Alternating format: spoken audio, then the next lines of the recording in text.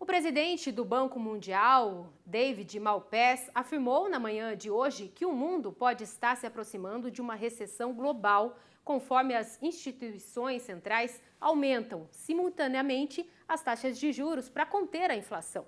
Segundo o presidente, a preocupação é de que as consequências sejam devastadoras para os mercados emergentes e em economias em desenvolvimento.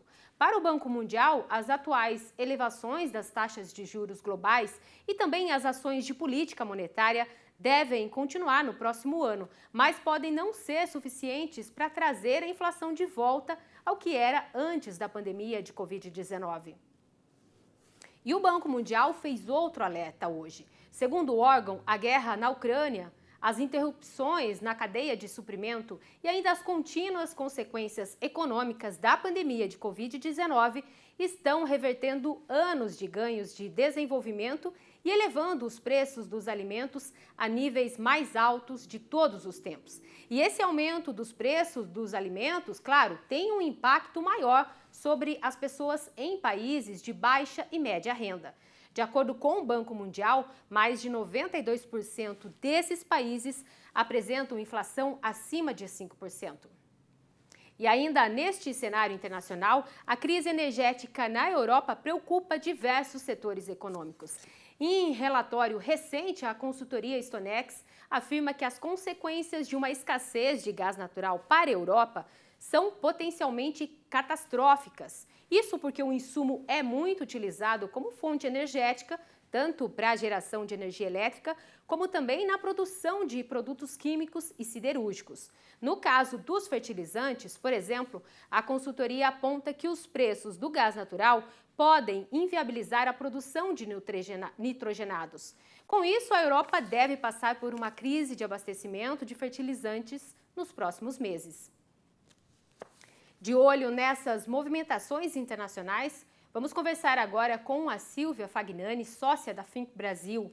Silvia, o mercado europeu sofre uma pressão, é claro, é evidente, né? Todos estamos acompanhando aí. E aí, nesse cenário, nesse sentido, uma possível recessão europeia é um problema global, é isso, Silvia? Seja bem-vinda, boa noite. Oi, Flávia, boa noite, obrigada pelo convite. Sim, qualquer recessão na Europa, assim como em qualquer outro grande parceiro do país, a gente iria sofrer bastante. No caso da Europa, que é destino de boa parte das nossas exportações, iria ter uma redução nesse consumo, o que acaba também gerando bastante impacto no mercado local.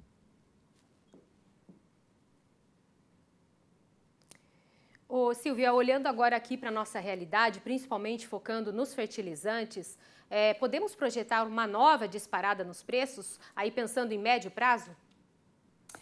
A gente ainda não consegue, Flávia, falar em preço, mas sem dúvida uma mudança na oferta vai acabar mexendo nessa dinâmica, já que a demanda ela vai se manter. O Brasil vai sempre continuar precisando de fertilizantes importados, a gente ainda depende muito, independente desse Plano Nacional de Fertilizantes, que olha para uma nacionalização a médio e longo prazo e até 40%, 50% de autonomia, a gente vai continuar dependendo do fertilizante, principalmente da Rússia, Bielorrússia, ali daquela região da Ucrânia.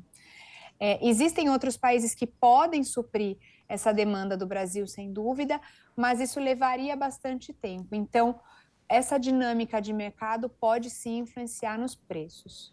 Mesmo tendo esse programa implantado, né, Silvia, essa dependência de 50% ainda vai ser prevista, então é preciso ficar bastante atento.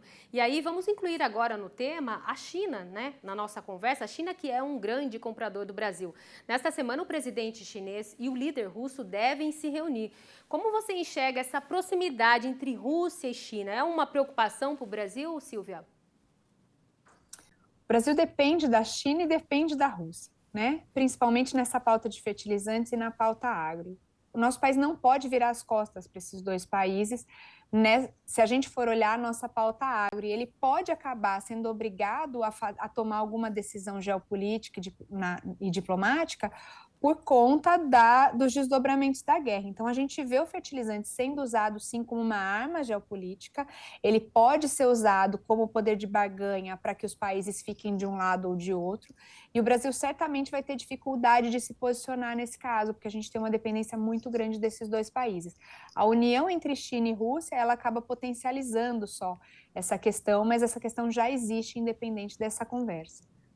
E você acredita que essa proximidade entre Rússia e China ela deve acontecer de fato? Por enquanto, é uma aproximação ainda mais lenta? Existem fatores que mostram que sim, né? A gente vê esse diálogo, mas só acompanhando a história para saber.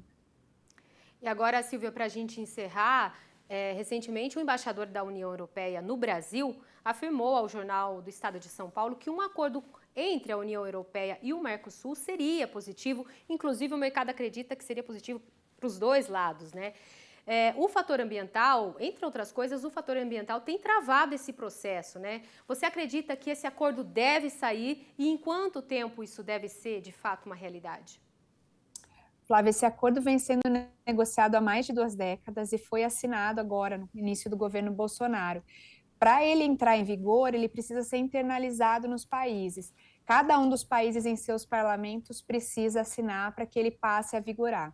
Isso precisa acontecer principalmente em países de maior relevância, como a França, a Alemanha, a Espanha, que têm travado essa batalha com o Brasil pelas questões ambientais.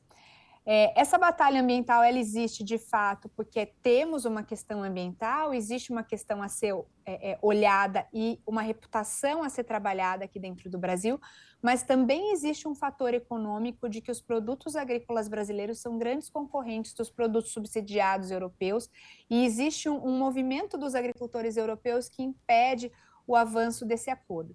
Sem dúvida, esse movimento da Rússia na guerra da Ucrânia e a dificuldade, inclusive, de países próximos à Europa e aliados à Europa de fornecer produtos agrícolas por causa da situação de tensão ali da região, pode sim acabar forçando a Europa a agilizar essa internalização do acordo para que ele saia mais rapidamente. Então, por esse lado, pode ser benéfico para o Brasil e eles podem, inclusive, acabar mudando algumas questões ambientais que a gente vem tratando com tanta preocupação pela necessidade de abastecimento. Então, vai ser interessante observar essa mudança, inclusive, de padrão na negociação, caso a União Europeia venha efetivamente precisar do produto brasileiro.